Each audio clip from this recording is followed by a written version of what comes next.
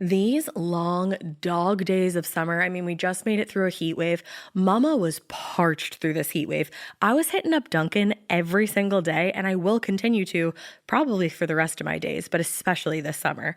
Dunkin' is helping everyone stay cool this summer with its lineup of refreshers. These drinks are packed with bold, fruity flavors and served ice cold. It's amazing. Dunkin' refreshers are the perfect afternoon pick-me-up. I like to start my morning with them personally, and then sometimes I go back for a second one because I'm just feeling crazy. They come in a variety of delicious flavors, including fan favorites mango pineapple and strawberry dragon fruit. And then for a limited time, there's black cherry and there's pink pineapple. I'm going to tell you something right now, and it's a bold claim, let me tell you, but I stand behind it. Pink pineapple will change your life. It is so good. It has me feeling like I'm sitting in a pool, resort side, just living, honey. It's so yummy. Try your favorite flavor with green tea, sparkling water, lemonade, or Dunkin's all-new limeade. I haven't tried the limeade yet, but I'm going to. Usually I get my drinks made with green tea and occasionally lemonade, but I do really like the green tea. Or if you don't want to build your own, try one of Dunkin's curated refreshers like the Cherry Lime Ricky or the Ultimate Pink Daydream. The Cherry Lime Ricky, scrumptious. I could drink like 3 of these a day. They're so freaking yummy. Head to Dunkin' today and find your favorite refresher. Dunkin' refreshers contain less than 1% fruit juice. Limited time offer.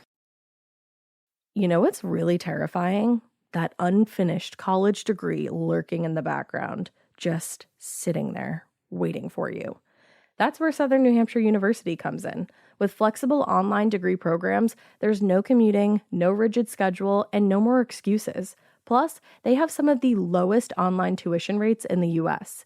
Visit snhu.edu/morbid to learn more before your degree becomes just another story about what could have been. Every good detective needs a partner to support them on important cases. Think of a State Farm agent like your sidekick, there to help you along the way in your search for coverage. State Farm can help you choose the coverage you need, whether it's for your home, car, boat, or even RV.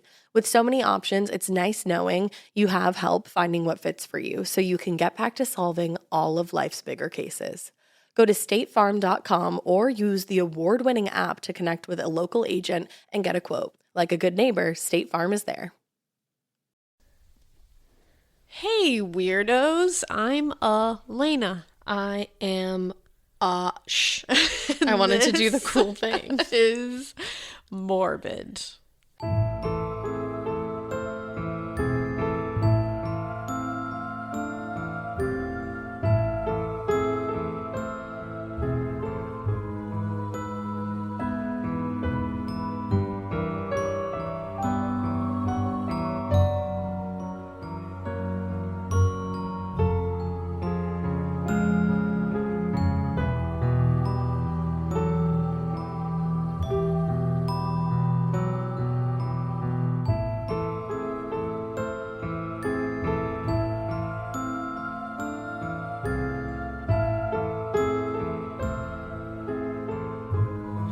Welcome back. Hey! It's the holiday weekend still.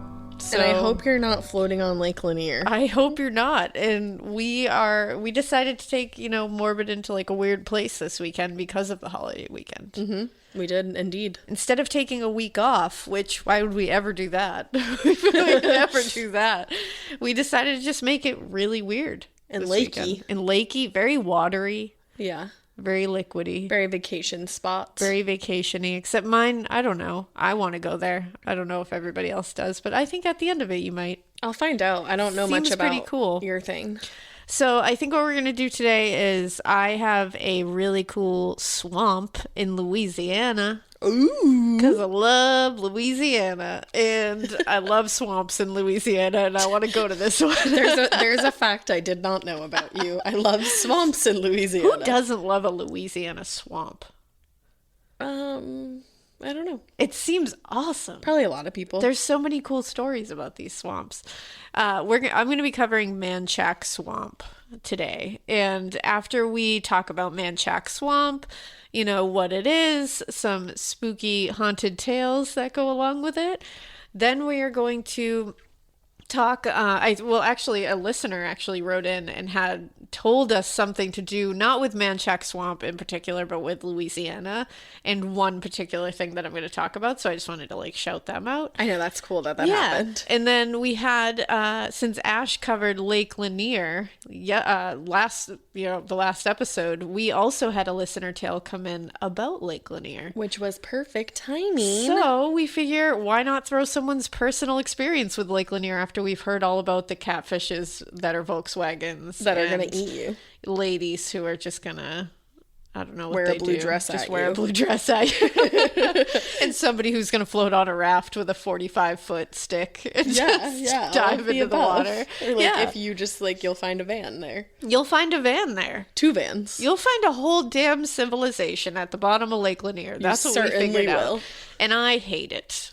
I hate it. And I hate it. I hate it. So wait, is there a civilization under your swamp? There is not. Okay. No, my swamp is just a swamp. Just a swamp. But it's got a really cool story to go along with it. Okay. And a lady who was like, whoa, whoa. Whoa, whoa. She just walked around saying whoa, whoa? No, she walked around saying something much scarier than whoa, whoa. Oh, no. Yeah. Oh, no. We're going to be talking about Frenier, which is 25 miles northwest of New Orleans. Frenier is like a ghost town now. It's really doesn't exist. Yeah. But it used to be like a booming logging town along with Rothy, which is where Manchac Swamp is really like around. It's surrounding. Basically, to get to these towns, you would have to use the swamp back then. Ew. Also, can we talk about the fact that it's Frenier and Lanier? I know, isn't that slightly weird? Rhymes, sort of? Yeah, we didn't mean to do that either.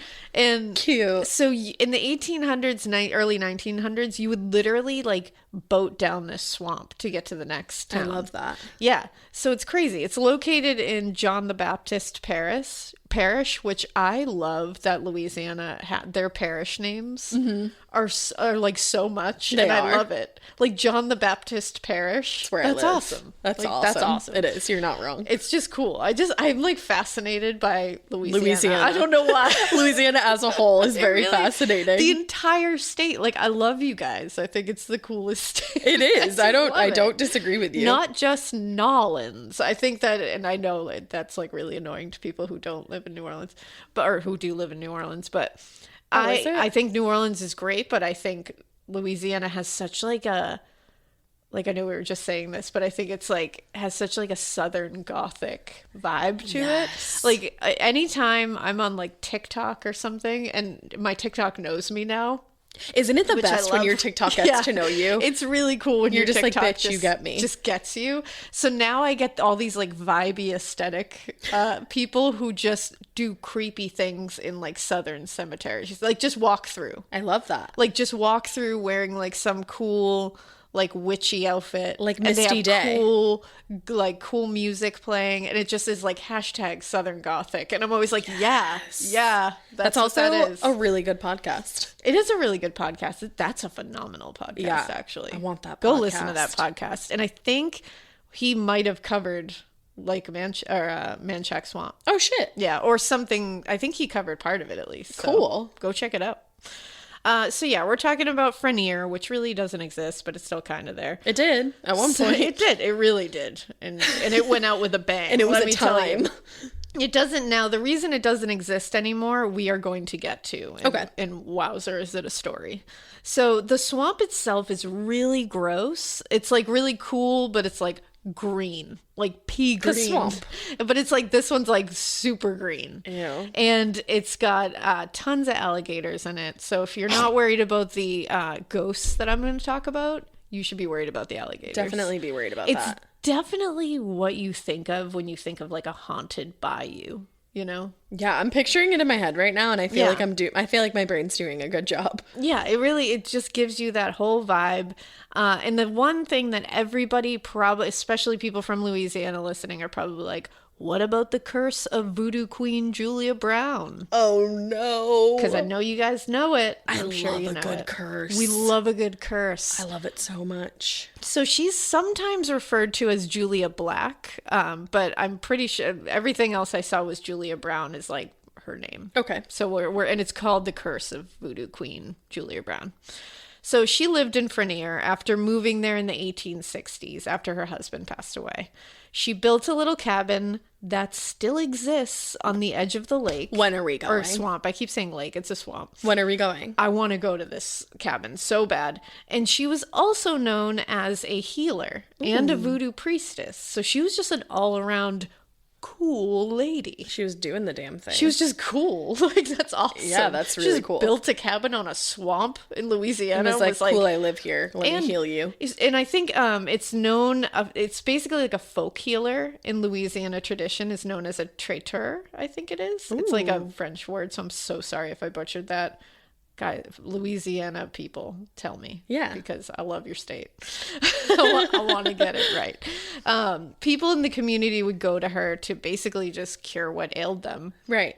Back then, it's not like doctors were like really doing anything except being like, do some cocaine about it. I was literally just going to say, like, handing you some cocaine for your problems. Cure like the cocaine of it all. Rub this on your gums, you'll be fine. I think she was the one that they would go to be like, hey, like my head's been hurting. And she would cure them. Like she was really good at it. They needed her. They really like, she was kind of, it's hard to explain because it's like she was beloved in that way. Sure. But it's also kind of like that she was ignored outside of that. Like they used her when they needed her. And then they were like, she's kind of weird outside of that, which is like not cool. Well, she's not weird. She's helping you. So she's fuck you. Awesome. We would have been at her cabin every single day for dinner. I would have brought dinner as well. I would have been hanging with Julia. Yeah, I didn't expect her to cook for me. She sounds awesome. And what she, like, and this is just bonkers. So what she would do at night, she would do this during the day, but at night it was a lot creepier. Of course. She would sit on her, she had a rocking chair, of course, on her little porch. Hell yeah. You can picture this cabin. Yes, I literally can. I know every single one of you are picturing a cabin by a swamp in Louisiana, and that's exactly what it looks like. Picture it, Louisiana, a long time ago. Picture it. She would sit in her rocking chair on her porch, on her handmade cabin on a swamp in Louisiana. Yes. And sometimes she would strum a little guitar. Okay. And she would sing a lot. And a lot of times she would sing like really eerie songs. And many of them were like predictions. Oh. Yeah. So people started calling her actually the Big Bad. Oh, that's not very nice. Because her predictions and prophecies about people usually came true. I mean, she knows what's up. So basically, like, she was known as an oracle. So if you would float past her, go into, like, town or whatever you were doing, she would just start strumming and sing something about you, and you would get a prophecy. Oh, man. Or sometimes. So if you didn't, like, good for you. And you can just keep going. I was going to say, you probably didn't want one. And she definitely, like, specialized in, like, telling people like when they were gonna die. No thanks. And you're gonna get really ill soon, and like no, I don't want to know that. Nope. But she predicted some bad stuff that happened in surrounding towns too, and she was correct. So people were starting to get a little freaked out by her, and they would literally row past her and just be like, please don't sing, like people just didn't want to know, but she was just letting them have. She's got to let it out. She's got to, I mean, yeah. She's got to let it out. Yeah. You can't just expect Julia to have all that inside. It must be exhausting. That's really tiring. So, it's not her fault.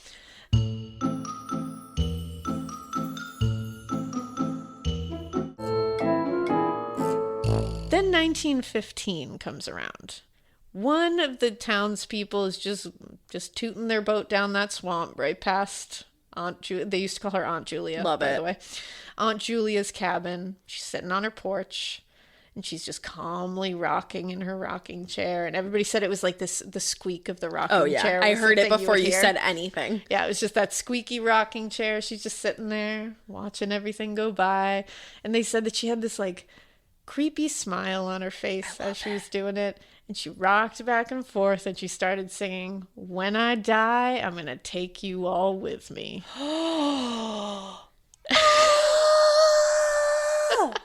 Doesn't that give you... Auntie! And she's singing it with a smile on her face. "When I die, I'm going to take you all with me."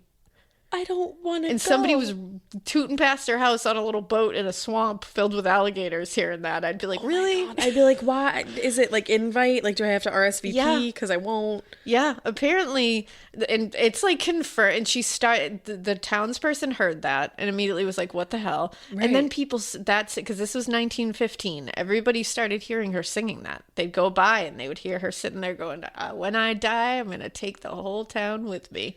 And everybody was like, what the hell is going on? And there are documents that confirm that there are witnesses that say they heard her singing this all the time. Was she mad at everyone? Oh, she was happy as a clam, and you'll find out why. But a very long-time resident named Helen Slosserberg, she said, quote, Aunt Julia Brown always sat on her front porch and played her guitar and sang songs that she would make up. The words to one of the songs she sang said that one day she would die and everyone would die with her. Oh, man. So it's like confirmed. And this guy who had first initially heard it, he went back and he told everybody because he was like, her predictions are always true. Right. And, you know, like, we're all going to die with her. As you ride by her, she's giving you a prophecy more often than not. And sometimes it's good, sometimes it's bad. But if she's singing that shit at you, you better heed that warning. You better move town, buddy. That's not just her singing like, oh, I have Twinkle Twinkle Little Star stuck in my head. She's like, no, like this. She's like, I'm about to kill you all with me. Auntie Julia is telling you some business and you better make some arrangements because she's taking the whole town with her. It's happening. You need to become a resident of a town elsewhere. You do. So everyone was freaked out when he tells them this. They're like, what are we supposed to do? And they're like, okay. So they're like, let's go check on her. We should start, paying a little more attention outside of needing her, basically. And so they're like riding by her cabin just to see if she's going to sing it again. And suddenly she's not on the porch. And they're like, huh. So a couple of days go by and they're like, what's going on? Why isn't she on the porch anymore? So now, of course, everybody's like, did she die? Is she okay? Like, we should figure this out. So the next day, a few of them show up at her cabin and they find her dead. Oh, no. So they figured, first of all, she did a lot of shit for us, and we kind of treated her like a pariah outside of needing her. When we weren't asking her to heal us, we were kind of just being like, look at that crazy lady on the porch. And she was basically ostracized for having the gift of prophecy. Like, people were treating her like kind of shitty for just knowing shit that was going to happen and telling people. Right. But also, they were probably thinking, we got to make shit right, and we have to make sure that her prophecy does get fulfilled without actually killing us all. Right. Like, we need to figure out a way to make this make sense and, like, it'll be fulfilled. Make sense. So they decided, let's throw her a massive funeral. Every single person in the town can be there so that it's like, when I go, I'm going to take you all with me. So we're all there with her when she goes. Yeah.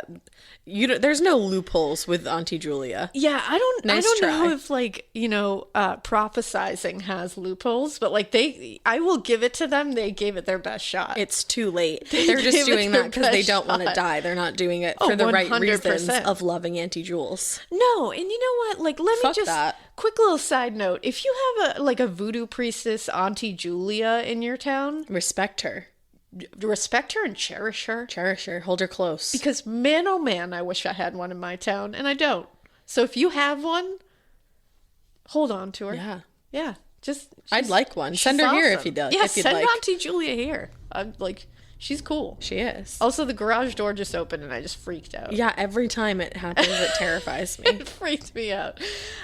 So the way they figure, again, they're figuring it's a technicality of, we're there when the coffin goes in the ground. Right. And, we're all with her. It's cool. So they placed her in a coffin in a wooden box and placed that wooden box in the ground. And everyone showed up. Everyone paid their respects.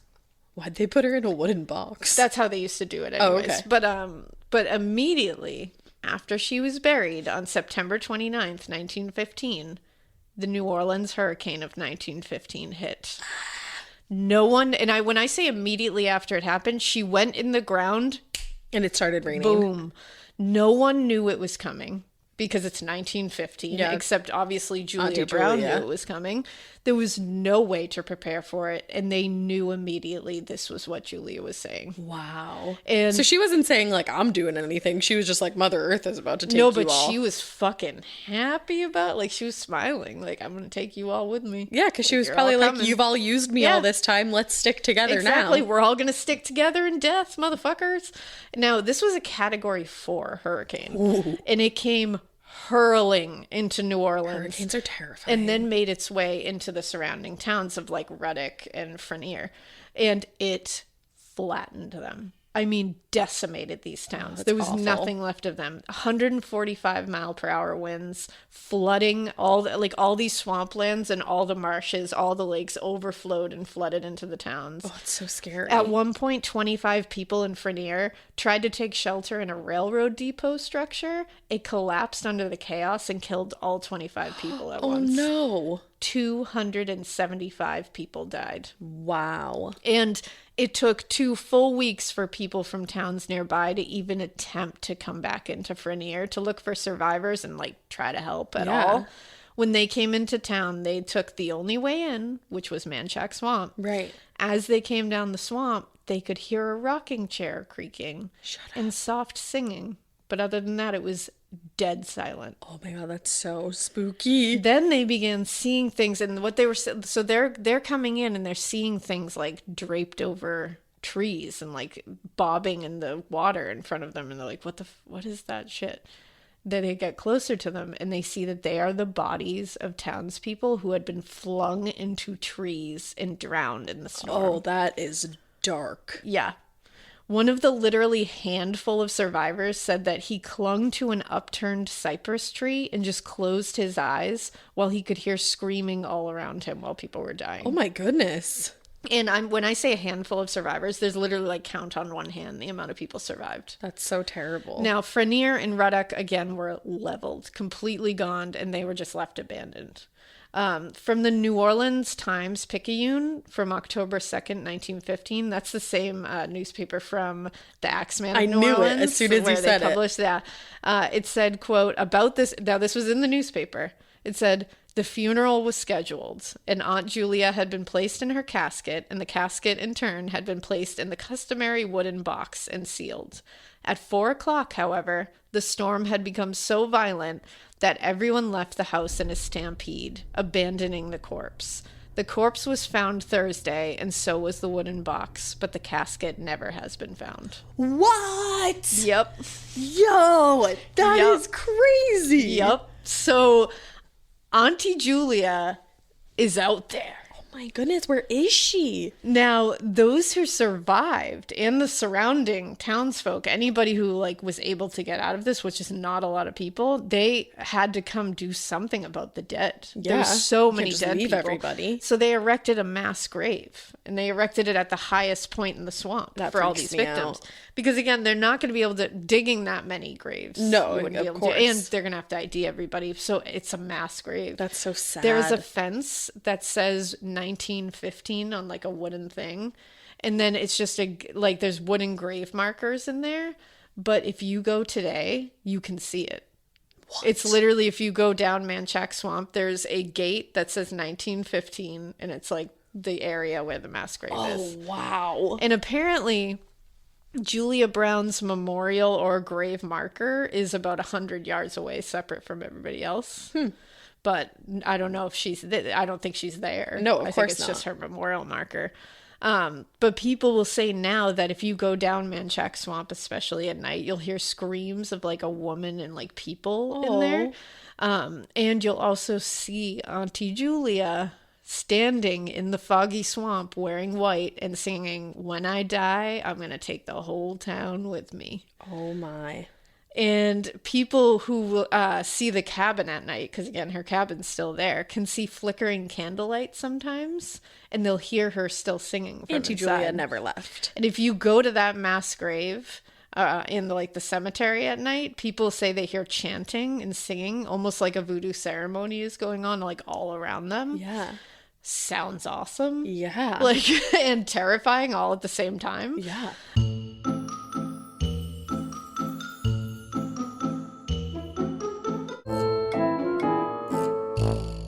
There's a tour that I looked online, and it's like got hugely amazing reviews for seeing this stuff, and it's the Cajun Pride Swamp Tour. Oh, cool. They actually purchased the land, so they'll take you like right to it. Oh, that's cool. And it's supposedly like an amazing tour that I really want to take now. I can't wait to go. I think when awesome. are we going to Louisiana? Right? I need to go. I need to go to Louisiana. So there's the Manchac Swamp. Now, there's also the Manchac Swamp Bridge that has seemingly absorbed the curse of Julia Brown. Oh. So September 14th, 1976, it collapsed with cars on the bridge. Oh my God, that is my biggest fucking fear. Because a tugboat slammed into it. Well, fuck that Now, tugboat. according to a clipping in the Daily Review newspaper from September 20th, 1976, the bridge attendant who was responsible for like opening the bridge and closing it to traffic, he had to delay the opening of it for an incoming tugboat because a train was coming. Okay. So he said he testified that he warned the tugboat 4 times that the bridge was staying down, and he said he watched the tugboat slow down. It like came to a stationary position and seemed to be heeding his warnings. But the tug was apparently stopped completely while the trains crossed over. But then it started to come forward before the bridge was open, like for no reason. Right. So it was beginning to open, and the tugboat slammed into the support beams, like hard. Yeah. And collapsed the bridge. Wow. And it had at least 2 cars and a truck that plunged into the water below. Oh my goodness. The tugboat captain said he never heard the warnings, but that's strange because he stopped. Right. So, like, what's going on here? Yeah, that doesn't make any sense. I think it might be Julia Brown. Just fucking around. Moving things around. I don't know. I mean, I'm not here to point fingers at Julia, but I'm Yeah, just saying no, there's a don't do curse. that. There's a curse about, so it could be happening. Right. It could have oozed onto this bridge.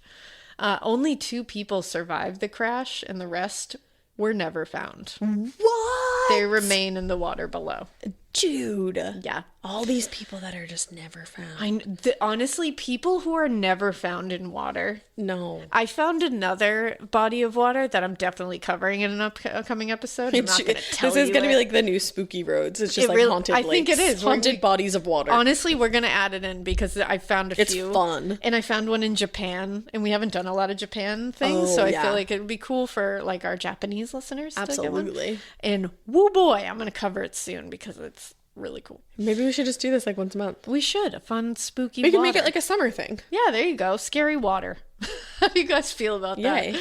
that? So about this crash, a woman named Roxana Colon gave an interview with Herald Guide about it. She was actually on the bridge when it happened, and she was a kid. Oh, dang. Or she was like coming onto the bridge. Okay. And she saw the entire thing happen. That'll change you. She said, quote, "The ground started to shake, and I remember hearing loud screeching sounds. I looked out of the car window and realized the bridge had collapsed. My stepdad and I were the 14th vehicle in line to get on that bridge. Cologne saw an 18-wheeler jackknife and fly in the air. Oh. It was horrible, and I remember seeing pieces of concrete and bodies falling into the water. I screamed, and my stepdad took my head and told me to get down on the floor of the passenger front seat." And she said she thinks it was his way of like protecting her from what was happening. Yeah, like don't look at this. So he like literally just shoved her down and was like, "You don't need to watch this carnage in front of us." And she said, "To this day, I can't get on a bridge. I remember seeing cars plummeting into the water. You could see them going in." Wow. So that is the Manchac Swamp Bridge. Now, there is this crazy, like, you know, of course, with all this kind of thing, with these spooky roads and these bridges and these swamps, there's always a ghost story. Oh, hell yeah. Like, for all of them. I was waiting for it. So there's one that says there were 3 teens on their way to New Orleans one night. Okay. And they were going over the Manchac Swamp Bridge. And originally they had their windows down, but the driver was kind of like freaked out because of the swamp. And he was like, so he rolled them up. And his friends were like, "No, let's roll them down. Like, it's nice out." He was annoyed. But then suddenly they hear screaming. And it's like a woman. Mm-hmm. So they slam on the brakes. And they're creeping through slowly, just seeing if anyone's in trouble. They're like, "Who the hell was that?" Because it sounds like she's in pain. Yeah, like so they're like, "What wrong. do we do?" And they're not seeing anything. And they're too freaked out to like just stop and get out and look because it's nighttime. Yeah. So they're like, you know what? We're just going to put the windows back up. Like, I don't know what to do here. Then suddenly they hear a louder scream. And then they hear a growling sound. But like a growling sound like it was from some great beast. Yeah. Like a Sasquatch or something. What? And they started speeding down the bridge to get out and had to slam the brakes on because up ahead of them, it looked like the bridge collapsed again. What? So as they're going in reverse, they're hearing like thudding sounds and their car tire had popped. No. And then they try to change the tire and they hear a woman behind them softly start singing, "One day I'm gonna die and take the whole town with me." No, like, no. And they said it was like mayhem, like chaos around them. They're like, the bridge just collapsed. What is happening? And then all at once, like they all got in the car to just be like, what the fuck do we do? And they heard that. And they said they look up. The bridge was completely fine. What? And they ended up with a flat tire that they had to change. Oh my gosh. But everything stopped. The bridge wasn't collapsed. That's just so crazy. That's like crazy hallucinations. Like, literally, were they on like LSD? And of course, this is like a story, but it's like, yeah, but still, but that's scary as fuck. I mean, based on everything else that we've heard so far, I'm buying it. Well, and I'm thinking that great beast sound could have been something called the rougarou. Yeah, that's what I was thinking as well. Weren't you? No, the rougarou. What the fuck is that? Or the loup-garou. It's also Loup-garou? known as. Now, this is a cryptid of Louisiana lore. Okay. We love a cryptid. We love them. It dwells on the bayou and is said to be half man and half animal. Ay. Which sounds awesome. It sounds like the devil. It sounds awesome. It has roots in France and was told to young children to keep them from running off alone into the woods. Don't do that, ever. A really great way to not have children run into the woods. Yeah, that'll do it, I bet. Yeah, it'll definitely do it. It's like a Krampus. It's like, yeah. like be good. Or exactly. Rougarou is going to get you. Now, when the French came to Louisiana, it became embedded in the Cajun legend and culture. And that's when it kind of changed a little bit. Okay. To like kind of fit the bayou more. Of course. The rougarou has the body of a man and the head of a snarling, red-eyed wolf, usually. Oh, dang. But it also can have the head of kind of like, well, some things say it can have the head of any bayou dweller it wants. Okay. So it can be like a hog. Maybe head, it changes which its outfit. Sounds horrifying. Yeah, a hog head is not for me. As long as the animal lives in the bayou, I think it can like be part of that. It can be part of the whole rougarou package that you get. I didn't sign up for that. It's like signing up for cable and you're like, I'd really like Bravo. And also I would like all the news channels.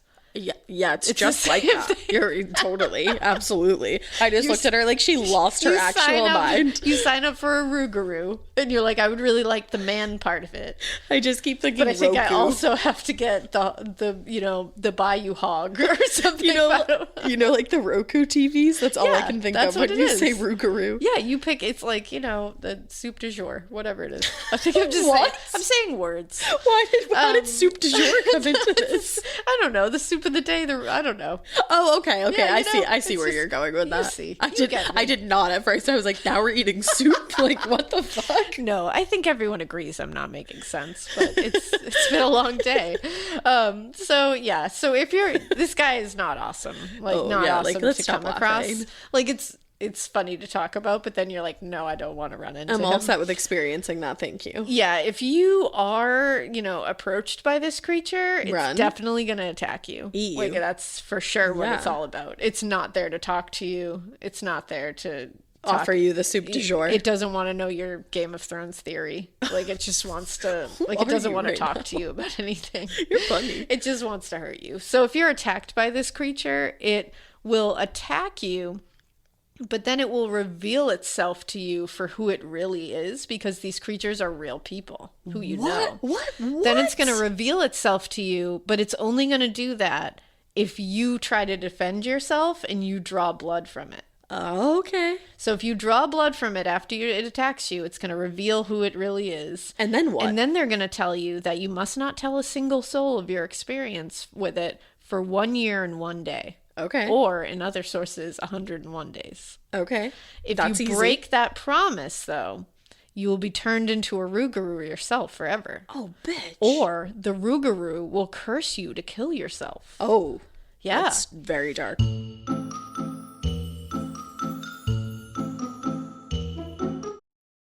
Your home should show off who you are. Now is the time to boldly write the newest chapter in your home story. And your main character? It's Ashley. Ashley has styles that balance timeless appeal and modern trends to bring your personal look home.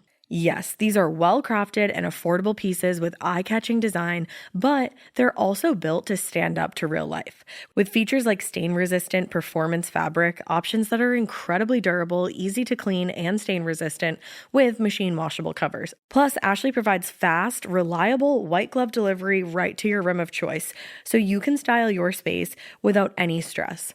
Ashley was nice enough to send us a bunch of new pieces for my pod lab at my house, and when I tell you they deliver it to your room of choice, unfortunately they did have to deliver to the attic, but they could not have been nicer about it.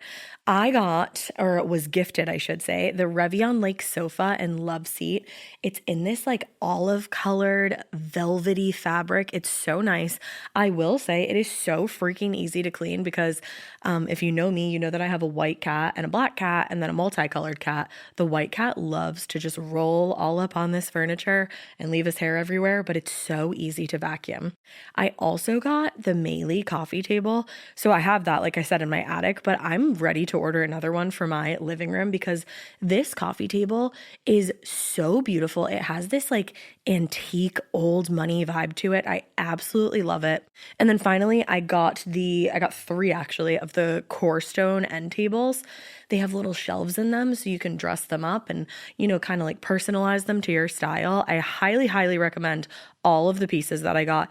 And I just recommend Ashley in general. It was such an easy process to shop with them and the delivery, all of that from start to finish. It was awesome. Visit your local Ashley store or head to ashley.com to find your style. Getting paid twice a month doesn't mean money is scarce. It just feels that way. That feeling makes you do weird stuff, like putting things on a card you didn't need to. Earnin removes that feeling. With Earnin, you can access up to $150 per day of money you've already earned, plus up to $1,000 between paychecks. Standard transfers take 1 to 2 business days with no mandatory fees, and expedited transfers start at $3.99 and cap at $5.99. 5 million people are already on it, and honestly, it's wild it didn't exist sooner. Download Earnin on the App Store or Google Play, spelled like earning money without the G. Type in Morbid under podcast when you sign up. It'll really help the show. Earnin is a financial technology company, not a bank. Access limits are based on your earnings and risk factors. Standard cash outs take 1 to 2 business days with no mandatory fees. Expedited transfers available for a fee. Tips are voluntary and don't affect the service. Available in select states. Terms and restrictions apply. Visit earnin.com for full details. There are also variations that connect this to like regular everyday people who have a legitimate condition that turns them into a meat craving rougarou at night. What? Yeah. And if they were to bite a human, like human flesh, they would become fully transformed. Maybe that's what happens to your youngest. She just becomes a rougarou at night. I think she is a rougarou. Did you think that ever? I didn't, but you know what? You just really like that. Nail on the head. That was one of those like glass shattering moments where you're like, oh my God, she is. She's a rougarou. My youngest child is a rougarou. How do you feel about that? I mean, I feel like I have answers now. We're not supposed to say anything about that. No, we're not. Well, we're not supposed to. We haven't experienced. We haven't had. She hasn't attacked, and she hasn't revealed herself. And I haven't drawn blood, so we're good. That'll never happen. So we're good. So is she just gonna destroy us all then? Yeah, if we don't draw blood? I think she's just gonna like make our lives all up hard at night because it's at night. Yeah, she turns into a rougarou at night. I can't wait to tell John that. I don't think he'll buy it. I can't wait to tell him that our youngest is a rougarou. Do you know that our youngest is a bayou werewolf creature? A bayou from lore werewolf. And he'll be like, werewolf. Luna. Oh. But I think the moral of the story is don't let the rougarou like bite you or anything. Like, don't let anyone bite you. I was literally just unless they're like a hot vampire. Yeah, only let Edward Cullen bite you. That's the only time that they can bite you. Do you know how bad I wanted Edward Cullen to turn me into a vampire when I was like 12? I love it so bad. So much. The good news is Here's the good news, everybody. Is there good news? There's a way to keep the rougarou away. What do you have to do, though? Because sometimes they'll just walk up to your house. You don't want that. So when they walk up to your house, get a Simply Safe. You could leave 13 objects outside of your door, like stones or coins or something like that. However, we're Irish and you literally can't even have like 13 plates at a table. Well, here's the thing, though. They can't count past 12. Which seems like something, I feel like if you couldn't count past 12, like you can get around that by like not trying to count past 12, but they don't get that. They want to count past 12, but they can't. And when they find out that they can't, they will like get real pissed. They have to have like some self-reflection time. They just want to count your shit. And when they can't count your shit that you left for them, they get really angry and they keep trying to until the sun comes up. And then they have to go. And then they're either going to be human again or they have to run away. All right. So they're just going to sit there and count your shit forever until they can't anymore. Now, what do I do if I live in an apartment and I can't even have like a welcome mat? Then you're fucked. Or you could leave a colander, like a strainer, on your doorstep or in your window. I'm going to do that. Because it will try to count the holes and can't because of all the dumb. Hey, careful. Careful over there. Careful. Did I say an untruth? Did I say an untruth? I'm not commenting. Did I? No comment today. Funny thing, the rougarou is definitely one of those like parenting hacks to keep your kids from being bad or running off into the woods. Like tell them about the rougarou. Absolutely. And funny thing too, I read that people in Louisiana, and I hope that our Louisiana listeners can tell me if this is true, because I love it. If it is, it's just a fun thing. Like if you've ever experienced a rougarou? Well, that people will say that they made the rougarou if they had a bad night's sleep or stayed up all night. Like it's a saying. They made the rougarou? I made the rougarou last night. Like I just couldn't sleep. Because they cause all kind of havoc at night. Yeah, yeah. And they sometimes refer to people who like party all night as like fair rougarou or fair loop-garou. Because I love it. Yeah.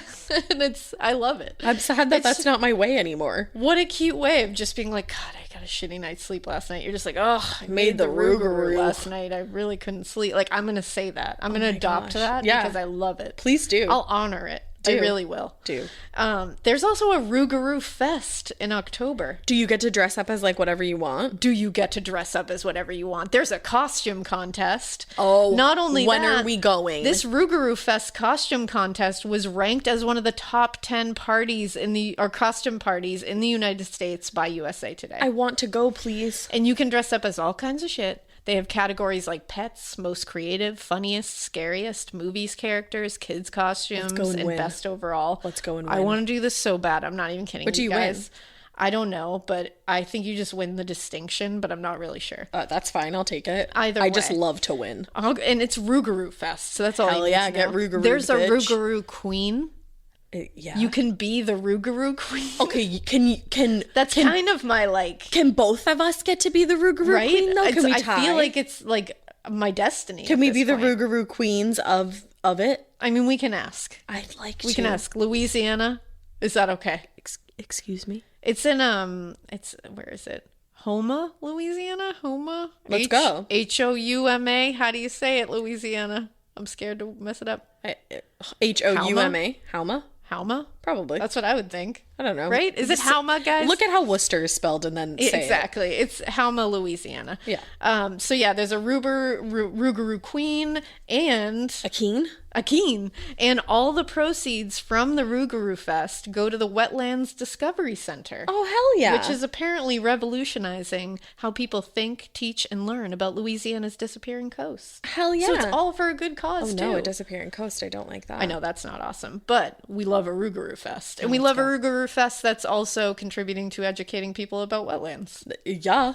I mean, I love it all. I'm here for it. You're doing it right, Louisiana. Sign me up. You're doing it right. I love that. And then I saw that in our inbox, we had a message that was entitled Louisiana Bitch with 3 alligator emojis. Louisiana Bitch. There it is. That's what that says. And I said, whoa. And it's from Gabby. So hi, Gabby. Hi, Gabby. Let me tell you, you're awesome. And that just really, really sold it for me. And Gabby was actually first telling us all about Myrtle's plantation when we did that episode. And she told us how that in elementary school, they learn all about that. Yikes. They learn, because I think I told you guys during the Myrtle plantation episode, go back and listen if you want to, that there's like the story of Chloe, you know, and how she's the one who haunts. And like there was discrepancy about whether she lost her ear because she was listening into a conversation that she wasn't supposed to, and they cut off her ear. She said that in Louisiana, the only story we believe is that of Chloe's ears cut off for listening in when she was supposed to. Oh my goodness. And then she ends up poisoning the cake and killing the family. Good, bye. So they also go on like a field trip there. It's just like, whoa. Well, yeah, I want to, let's go to school there. And she also mentioned that there is something called a rougarou. Yes. And she said that this is like a pretty big thing. Most people at least know the name rougarou there. And she gave me a little like background on it, which I think I just told you guys, but thank you for giving it to me, I love when people do that. Thank you. And she told me as children, we're taught that the rougarou will get you if you're bad and don't listen to your elders. Oh, let's teach that to your kids. And then she said, yes, this is kind of scarring as a kid, but Louisiana has a motto of how bad can we scare the kids without really fucking them up? There is also a Rougarou Fest that happens in my hometown every year. It's the biggest Halloween throwdown in the South. People come from other states and countries specifically for our Rougarou Fest. Yes, like me and Alaina, correct. Which sounds awesome. And then Gabby also gave me a few more stories that I'm going to look further into. I'm not going to say them yet because I want to look into them to like actually do an episode on them. Yes. Gabby. You're the best. Thank you so much. Because she said there are so many stories that I can't cover them all. And she gave a link to the Louisiana travel page. And she said, covering stories that are believed by us from Louisiana, not some bullshit outsiders make up because they make up some shit. Like I've literally been asked if I rode an alligator to school when on vacation out of the South. You bitches be crazy. Yeah, that's a little intense. I was like, I love you, Gabby. I love you. So thank you for that, Gabby.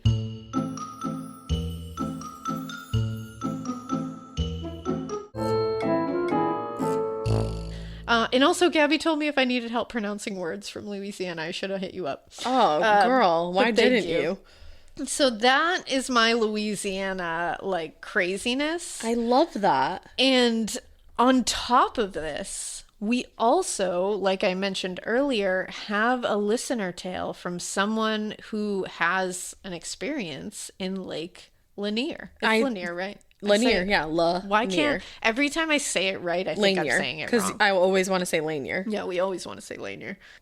But whenever we can have a listener tale that's directly connected to a recent episode, we got to do it. Hell yeah. Well, this is from, let me wait and see if I'm allowed to say their name. I don't think you're allowed to, if I remember correctly. Yep. Please don't say it if you choose to read this. Look at you, honey. Look at me. All right. Well, this person says, I'm a huge fan of the pod, hence why I'm taking the time to write this up. Thanks. I even got my boyfriend hooked. I love when you guys do that. I know. He never used to be interested in true crime, but one day I picked him up while listening to the Girl in the Box episode. Oh man, what a way to start. Oof. I asked to finish the episode because how could anyone stop halfway through that crazy story, and completely sucked him in. Now every time we're together, he asks to listen to the Murder Girls. That's y'all. I love that name. I'm honored. The Murder Girls. Listening to y'all in the car or after a stressful day feels like I'm just unwinding and hanging out with friends. Is that weird? I hope not. By the way, Ash, I love the tangents. Being ADHD as fuck, my thoughts are less like a train on tracks with a clear destination and more like a Roomba from hell that doesn't know where it's going, that destroys everything in its path. You know, in that moment, we became kindred spirits. So thank you. You are a Roomba from hell. I wish that I knew that about myself earlier, but I literally am. Your thoughts are. They absolutely are. No, I am as well. Yeah, you are as a human being. You know, it's so funny. I always loved that Roomba commercial too. Remember, I would always go, Roomba, Roomba. Like when I was like a little baby child. She would, when she was little, she would just come in and go, Roomba, Roomba. I thought that was really funny. I mean, we could there were times when I was like, please stop. Like, don't do the Roomba anymore. You were kind of rude. No, I'm just kidding. I was not. You were crushing my Roomba dreams. Anyways. Anyway. John wants to get a Roomba and do DJ Roomba. I have a Roomba and my cats ride it around. We need to do DJ Roomba. Do it. Anyway, enough rambling for now, and on with the story. And I love that the rambling applied not only to you, but us as well. This takes place at Lake Lanier, which is widely considered by the residents of North Georgia the most haunted lake in the country, and it is. As such, I think it deserves some backstory, so just bear with me for a little bit. Lake Lanier, like all Georgia lakes, was artificially manufactured in the 1950s. Someone thought of creating a reservoir to supply water and power to Atlanta and the surrounding areas while simultaneously preventing flooding of the Chattahoochee River. Great idea, right? Well, maybe not so much. Flooding the area displaced hundreds of families who left their entire communities under billions of gallons of water. So crazy still. Even hearing it again is like, what? I know, it's so true. What? So that's how that was made? It's so crazy. In preparation for the lake, workers removed anything they considered dangerous, such as barns and wooden buildings that could float up. However, much of the original structure remains, making the bottom of Lake Lanier a sunken ghost town in more ways than one. And then this person gives us some information, but if you listen to the episode, then you already know that, but I appreciate you for putting that all in there. And then it says, now let's jump to the summer of 2019 when my then boyfriend, let's call him Jake, and I naively decided to take a trip to the aforementioned Lake of Death. Remember pre-COVID when you could actually go places and do things and see people? Yeah, me neither. We spent the majority of our trip doing what typical 20-somethings do. See, sex, drugs, and sun. Yeah, that's very true. However, we never got in a boat or even on the water while intoxicated. I'm a stickler for safety and have seen too many people die in preventable accidents to take stupid risks. Look at that. I'm so proud of you. It's like you were hearing us before even hearing us. You heeded our warning before you even heard it. That's amazing. See, I knew you guys were all smart. I love you guys. I know it. I didn't need to say it to you guys, you know. But still, we love you, so we said it anyway. It's true. But on the last day of our vacation, Jake and I got into a huge argument. I don't even remember what we were fighting about. It was something small, but at the time we got heated enough to start screaming at each other on the beach and cause a scene. I'm not going to lie to you. I wish I was on that beach because that sounds great. I would have been sitting there. I would have been inching closer. Just ready. I'd be like, oh my God. Me pretending to read my Vogue, but definitely listening to you. And upside down. Literally. Can you guess why we're no longer together? No. Anyway, he eventually threw his hands up in frustration and went to sit where we had set up for the day. Not wanting to be around him, I decided to go for a swim and to calm my thoughts and my temper. Oh, that's like the best way to do it. No, not in Lake Lanier. Not in Lake Lanier, but like to Don't go for do a it. swim. Let me preface the rest of this story by letting you know that I am a very strong swimmer. My mom jokes that I could swim before I could walk. I feel that. I swam for the varsity swim teams, both of my high school and college. In addition to this, I worked as a lifeguard for 4 years. I even saved a kid once. Yes, get it. Wow. Apparently he wasn't actually drowning, but just faking it to try to get his parents' attention, which is a case study in and of itself. PSA, don't ignore your kids when they're in 12 feet deep of water. Yeah, don't do that. No, but back to the story. I swam out a few yards, just far enough so that my toes couldn't touch the bottom, when I suddenly became overcome with an intense sense of dread. Let me tell you, I have anxiety, and this was not a typical panic attack. It was a feeling of terror that I have never felt before or since. There was no trigger, nothing outwardly dangerous. My blood turned to ice. My arms, though still treading water, no longer seemed to belong to me. Then, without my head ever falling below the water, I started coughing water out of my mouth and nose. That's insane. This discharge wasn't some sort of is it Sirois fluid? Is that how you say that? Cirrus fluid. Yeah, thank you. That could have originated inside of me. It was gray, silty lake water that tasted of dirt and decay. This next part I still can't explain or fully wrap my head around, but I felt a hand grab me by the ankle and pull me down into the water. People say what that. Did I tell you? I started fighting like a wild animal, kicking, punching, and thrashing around. My blind punches made contact with someone, not something. I felt hair, flesh, and bone. Struggling to hair. I know, hair. Hair. Flesh, and bone. Oh my God, fuck that. No. Oh wow, no. Struggling to open my eyes underwater, I looked to see who had a hold of me and saw her. She had a sunken face and her mouth open as if to scream. Searing pain shot down my calf as she dug her nails in to get a better hold on me. That's the last thing I remember before blacking out. The next thing I remember is waking up on the beach. The sun glared brightly at me as I coughed in pain from water inhalation. Apparently, Jake had dragged me out of the water and onto dry land after seeing me go under and fail to resurface. He frantically doted on my leg, which had long gashes from mid-calf to the base of my heel. Wrapping a towel around my shredded lower limb, he scooped me up and carted me off to the nearest emergency room. Thankfully, I didn't need any stitches. Turns out blood mixing with lake water makes it look like you're bleeding way more than you actually are. I've actually experienced that. It's really weird. Eventually, Jake and I both calmed down following the initial panic of what the fuck just happened. He told me upon seeing my leg, he assumed that I had gotten caught by some sort of debris and swept up in an undercurrent. After telling him my experience, he changed his opinion. Not to anything supernatural, but he assumed that I was stressed from our argument, had a panic attack while swimming, and fell unconscious. But what about the face I saw and the scratches down my leg? According to him, and most other people who hear this story, my mind was playing tricks on me. Some sort of debris trapped my leg. When I went to look at it, my brain pieced together what it could through the water and formed a face. No way. You experienced this. And I fully believe that you saw what you saw.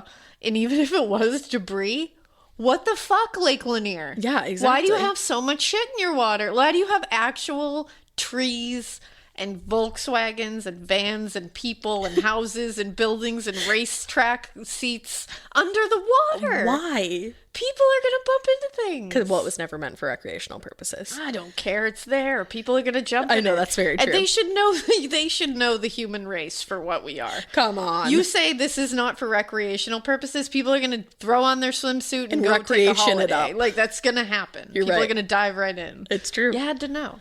No, this says, in all fairness, it's entirely possible that this is what happened. Nope. No. The rational side of me wants to accept a logical explanation, but still, there are things I can't explain away.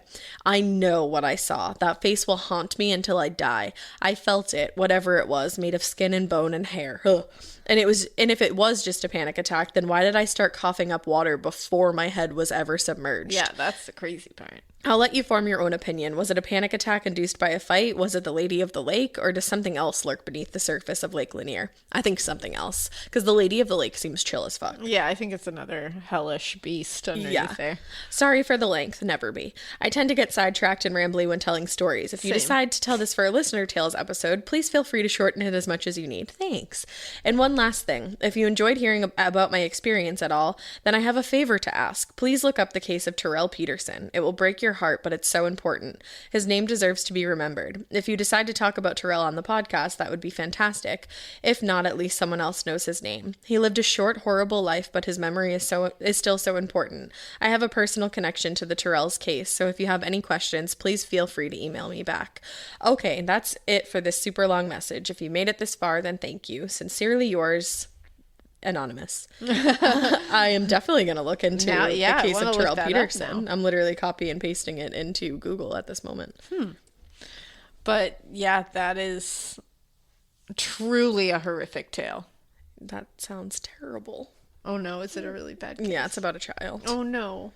And a very beautiful child. Oh, that really hurt my soul. Oh no.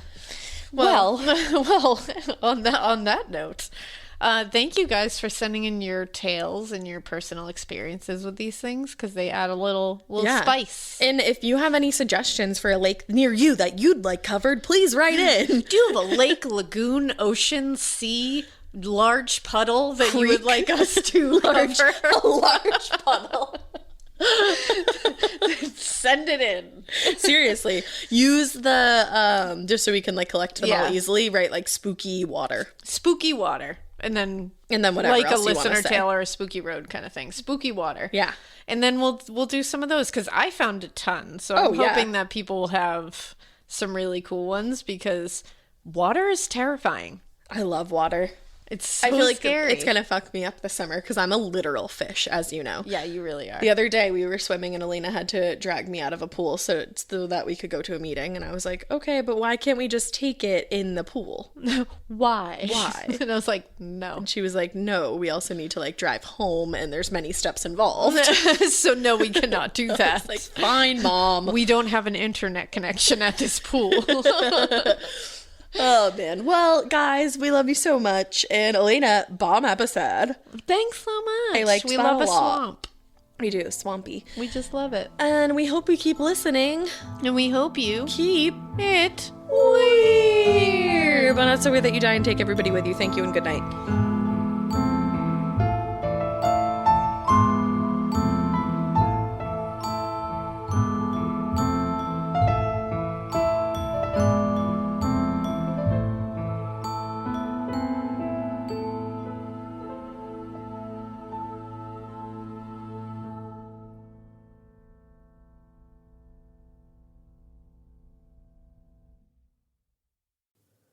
You know that feeling when you come home late from work and those puppy dog eyes just pierce right through your soul? Or when you're packing for a trip and your cat refuses to leave your suitcase? Yeah, we've all been there. Pet parent guilt is real. And you know what? It's completely normal.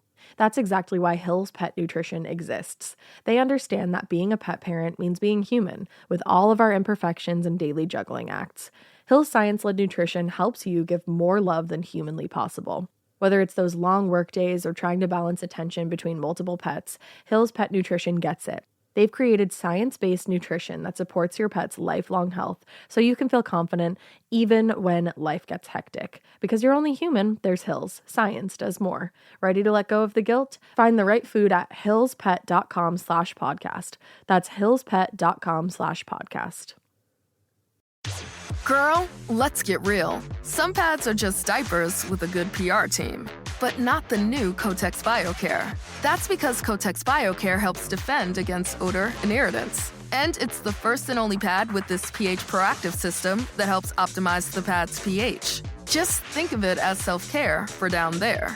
Check out Kotex.com for more details on the all-new Kotex, completely redesigned to meet your needs. You asked, we heard.